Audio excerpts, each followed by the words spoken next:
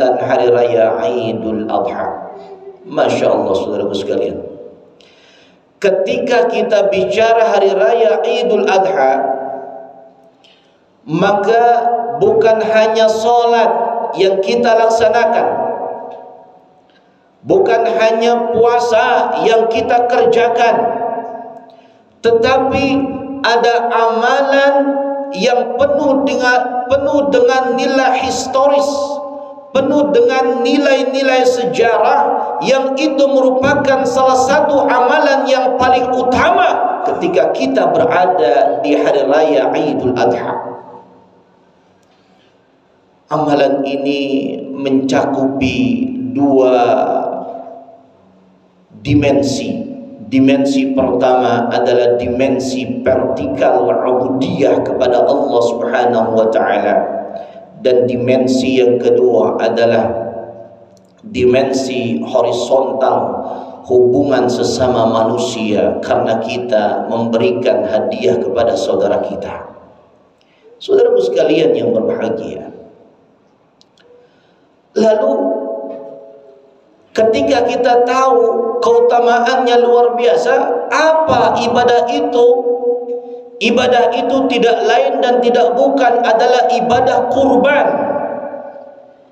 Ibadah kurban bukan sesuatu yang harus kita biasa saja menghadapinya, menganggapnya, karena sejarah telah membuktikan ibadah kurban adalah ibadah pembuktian bahwa kita adalah sangat mencintai Allah Subhanahu wa taala. Maka kurban itu berasal dari bahasa Arab yang dimaknakan artinya adalah pendekatan diri kita kepada Allah Subhanahu wa taala. Saudaraku sekalian yang berbahagia, ada orang yang tidak mampu tapi dia bercita-cita untuk melaksanakan kurban. Dengan waktu yang dia punya, dia menabung, dia menyisihkan sebagian rizkinya, sehingga pada hari raya Idul Adha dia mampu melaksanakan penyembelihan hewan kurban untuk dirinya dan keluarganya. Tetapi ada orang yang mampu, dia tidak berniat sama sekali untuk melaksanakan penyembelihan hewan kurban. Dia punya rumah yang mewah, bahkan punya kendaraan beberapa buah, tetapi dia tidak kemudian melaksanakan penyembelihan hewan kurban, padahal dia mampu. Saudaraku sekalian yang berbahagia, saya akan menyampaikan dua ancaman dari Allah dan dari Rasulnya untuk mereka yang mampu tetapi mereka tidak melaksanakan penyembelihan hewan kurban pada hari raya itu.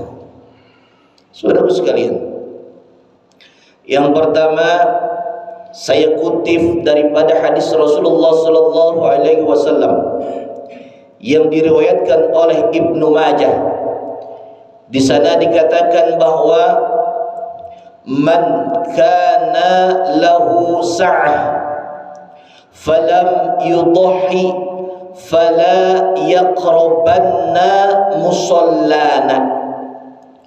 Kata Rasulullah sallallahu alaihi wasallam, siapa yang memiliki kelapangan harta pada hari raya Idul Adha, siapa yang dikategorikan orang kaya pada hari raya Idul Adha, tetapi dia tidak mau melakukan penyembelihan hewan kurban karena Allah Subhanahu wa taala, maka kata Rasulullah sallallahu alaihi wasallam, jangan kamu yang kagak mau kurban, jangan kamu mendekati tempat sholat kami. Saudaraku sekalian, ini adalah suatu kiasan di mana Rasulullah sallallahu alaihi wasallam berarti tidaklah diinginkan kota sucinya untuk didatangi oleh orang-orang yang malas berkurban kepada Allah Subhanahu wa taala. Sebab tempat salatnya Rasul Madinatul Munawwarah dan Makkatul Mukarramah. Saudaraku sekalian yang berbahagia, artinya apa? Ketika kita enggan mengeluarkan sebagian rizki kita untuk membelikan hewan kurban, dan hewan tersebut adalah kita kurbankan dalam rangka mendekatkan diri kepada Allah, maka tetapi kita malas, Masya Allah, ancamannya begitu dahsyat bagi kita, saudaraku sekalian. Ancamannya begitu tidak mengenakan bagi kita. Kita disuruh jauh-jauh daripada kota sucinya Rasulullah Sallallahu Alaihi Wasallam. Maka saudaraku sekalian,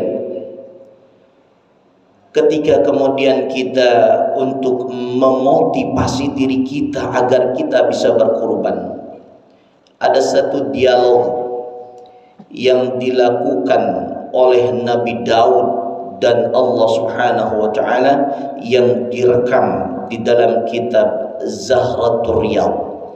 Di sana ada dialognya Nabi Daud seraya bertanya kepada Allah Subhanahu wa Ta'ala, Ya Allah, umat Nabi Muhammad sallallahu alaihi wasallam itu mereka berkurban. Aku mau tahu ya Allah, apa yang kau akan berikan balasan kepada umat Muhammad yang berkurban untukmu ya Allah. Lalu Allah Subhanahu wa Ta'ala menjawab, wahai Daud, sungguh keistimewaan bagi umatnya Muhammad yang mereka melakukan kurban untukku.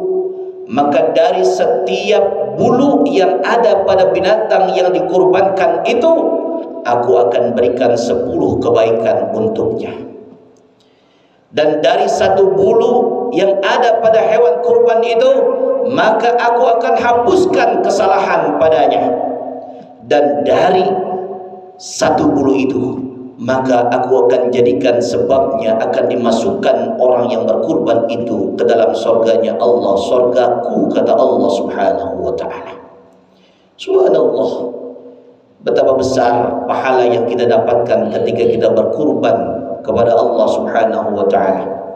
Tetapi betapa mengerikannya ancaman yang kita dapatkan ketika kita enggan kemudian berkurban di jalan Allah Subhanahu wa Ta'ala.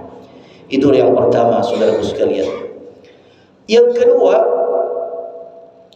ancaman tidak tanggung-tanggung, bukan hanya dari Nabi, tetapi bahkan dari Allah Subhanahu wa Ta'ala. Kata Allah Subhanahu wa Ta'ala di dalam Al-Quran pada juz yang ke-30, pada urutan suratnya adalah surah yang ke-108, atau tepatnya surah Al-Kautsar pada ayat 1 dan 2-nya, atau tepatnya pada halaman 602 pada Mushaf Utsmani. Di sana dikatakan, A'udzu billahi samii'il 'aliim minasyaitonir rajim. Inna a'tainakal kautsar fashalli lirabbika wanhar. Wallahu ta'ala a'lam bimuradih. Hanya Allah yang mengetahui maksud sesungguhnya daripada firman-Nya tersebut, kurang lebih seperti ini. Saudaraku sekalian, Allah telah perintahkan kepada kita untuk berkurban dan melaksanakan sholat. Karena apa? Karena orang yang berkurban dan melaksanakan sholat, dia akan nanti diberikan izin di surganya Allah untuk mendapatkan minuman yang namanya dari telaga Kautsar. Saudaraku sekalian, artinya orang yang tidak berkurban tidak diberikan izin untuk meminum di telaga Kautsar di surganya Allah Subhanahu wa Ta'ala. Maka